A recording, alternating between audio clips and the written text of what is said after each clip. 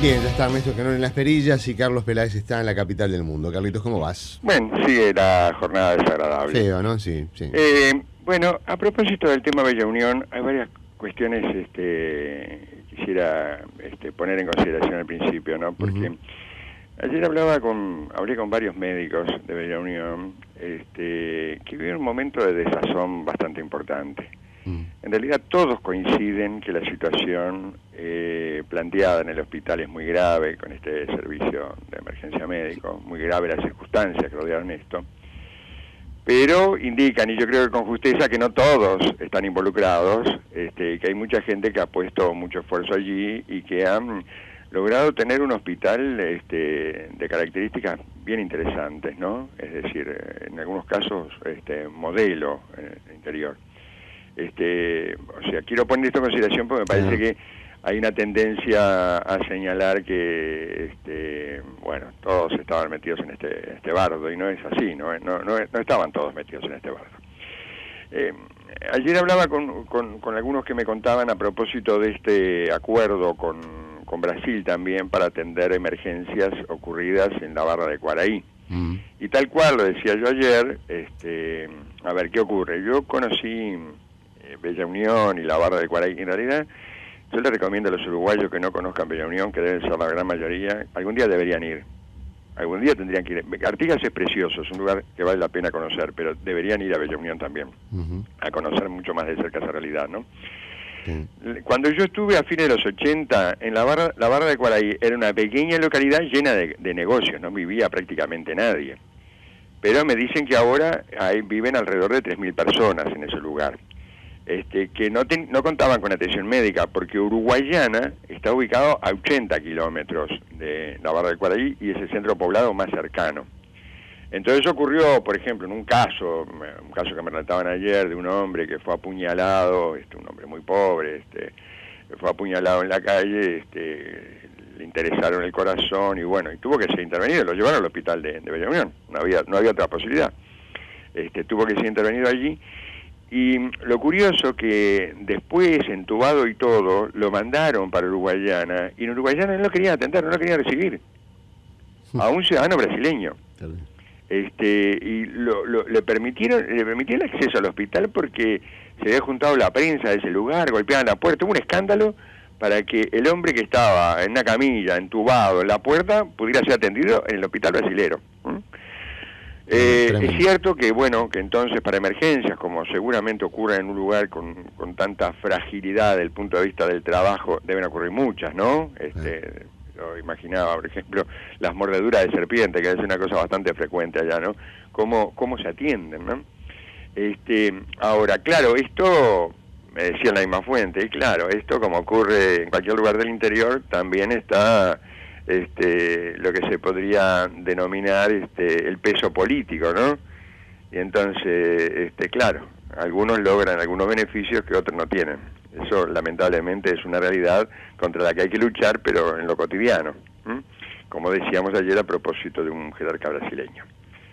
Pero lo que percibo además es que el ambiente está complejo, porque en realidad todos los médicos tienen opiniones diferentes sobre todos los médicos, sobre algunos que mencionamos ayer, por ejemplo, o sobre la actividad. Es decir, algunas personas que en algún ámbito son muy bien consideradas, por otros médicos son muy mal considerados. Es muy extraño esto, ¿no? Es decir, cómo de la misma persona en un ambiente tan pequeño pueden decir cosas distintas. Hay opiniones tan divergentes, pero tan divergentes. Es decir, pasar de considerarlo una gran persona a considerarlo un delincuente, por ejemplo. Es bastante extraño.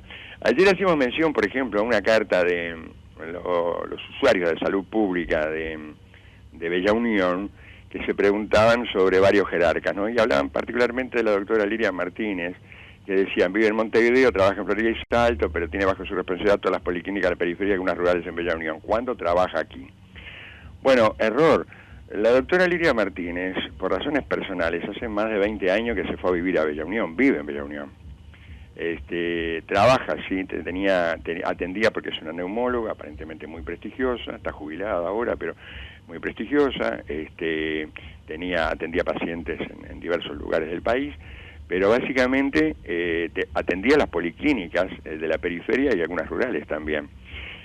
hasta hace poco tiempo estuvo en la Junta Local de Drogas también. Pero hizo un trabajo muy interesante, porque ella trabajó con la doctora Curvelo en Las Láminas, que es un asentamiento terrible, ¿no? Cuando yo estuve allá recuerdo esa historia, incluso me encontré con una delegación de Naciones Unidas, me encontré con Macunaíma, por ejemplo, que estaba por allí, nuestro querido amigo, ¿no? Sí, sí.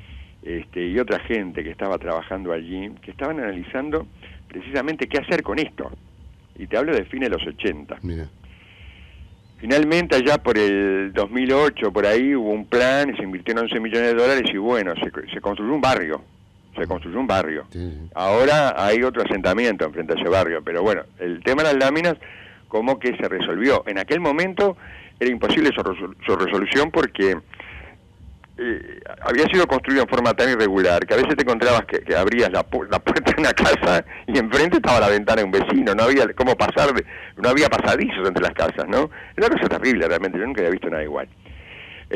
Bueno, allí trabajó la doctora Martínez, que era un trabajo bien interesante, porque en realidad la idea que había es que los chiquilines de las láminas se morían de hambre, que era una de las razones, pero hubo otra razón que la descubrió ella y que tiene que ver con el efecto de las fumigaciones, el efecto de la contaminación del aire, ¿no?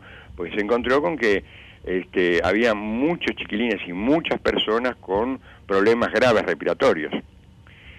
Y bueno, allí se estableció un plan de trabajo después a partir de esta historia, ¿no?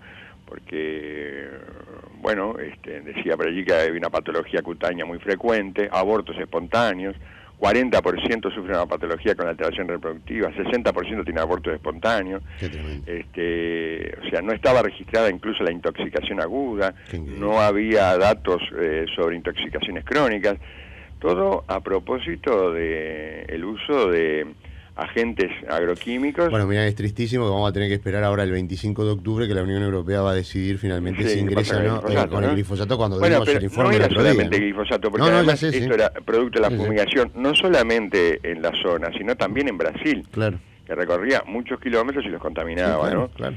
O sea, bueno, a ver, la doctora Martínez trabajaba en Bella Unión, o sea que en realidad, como te decía, hay enojos contra médicos entre médicos, de los usuarios contra los médicos, es decir, hay toda una historia allí bastante compleja, que en realidad se complejiza en todo el país, porque el caso Bella Unión tiene repercusiones en otros lados, es decir, lo que pasó en Bella Unión.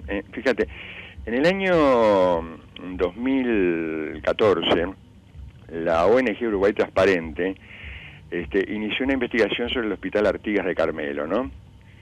Pero hasta hace muy poco tiempo no había tenido consecuencias administrativas ni legales, es decir, tampoco hoy, ¿no? ¿Qué ocurrió allí?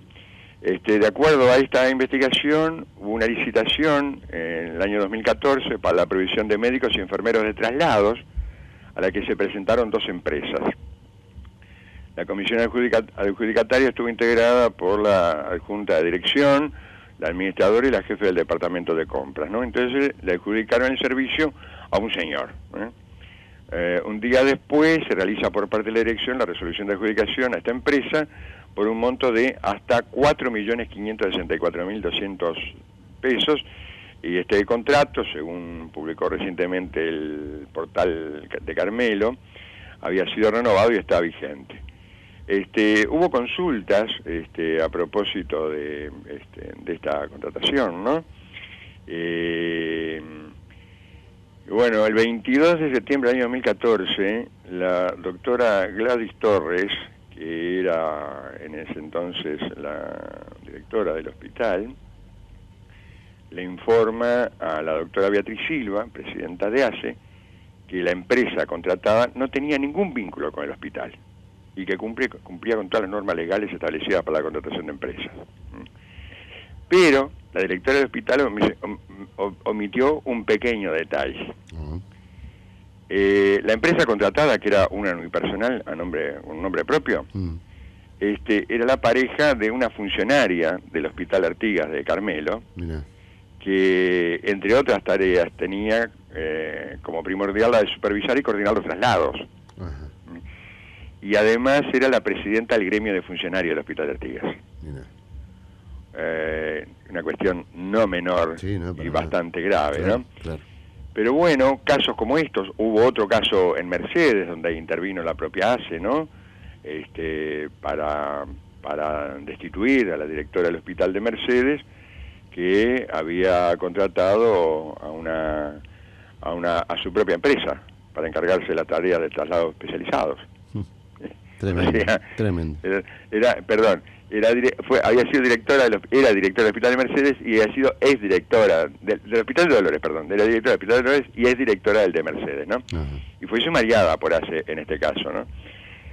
Pero denuncias de este tipo acerca del empresariado médico, ¿no? Porque ese es el tema, claro, que parece ser uno de los problemas que tiene salud pública, digamos. Hoy el diario El País anuncia que en Rivera va a haber problemas porque según dice la denuncia se está privatizando de a poco el hospital Artigas. Perdón, yo dije Rivera, el hospital de Artigas, ¿no? Y esto tiene que ver con que las autoridades del hospital decidieron cerrar el área de endoscopía y contrataron los servicios a una mutualista local que integra la FEMI, o la Federación de Prestadores Médicos del Interior, más concretamente. Sí, sí. Cada endoscopía contratada al privado le cuesta al hospital público 6.000 pesos. Y se realizaban un promedio de 4 gastroendoscopías y 2 endoscopías por día. ¿Por qué razón se decidió cerrar esto? Porque el hospital no tenía un técnico en endoscopía durante las 24 horas del día. Otros problemas parecidos ocurrieron en Florida hace poco tiempo. Hubo un conflicto, además, con los prestadores del servicio de emergencia. Hubo problemas en Rivera. Y los problemas en Rivera, hoy vistos a la luz de todo esto, parecen ser los menores, porque ¿qué pasó en Rivera? En Rivera se acusó al hospital, el director del hospital de ese centro, de usar dinero de la comisión de apoyo para contratar médicos, ¿no?